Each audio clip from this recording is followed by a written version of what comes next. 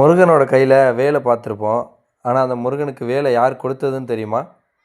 அதை தெரிஞ்சுக்கிறதுக்கு முன்னாடி நம்மளோட சேனலை சப்ஸ்கிரைப் பண்ணிவிட்டு முருகனை உங்களுக்கு பிடிக்குன்னா வீடியோக்கு ஒரு லைக் கொடுத்துருங்க. அசுரர்கள் 3 உலகங்களையும் கலங்கடித்த நேரம் அது.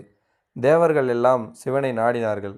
சிவன் கண்களை மூடினார். அந்த நொடியில் அவரது நெற்றியில் இருந்து 6 தீப்பொறிகள் பிறந்தது. அந்த தீ சரவண பொய்கையில் 6 குழந்தைகளாக மாறியது. பார்வதி அந்த 6 குழந்தைகளையும் அணைத்தபோது ஆறுமுகன் பிறந்தான்.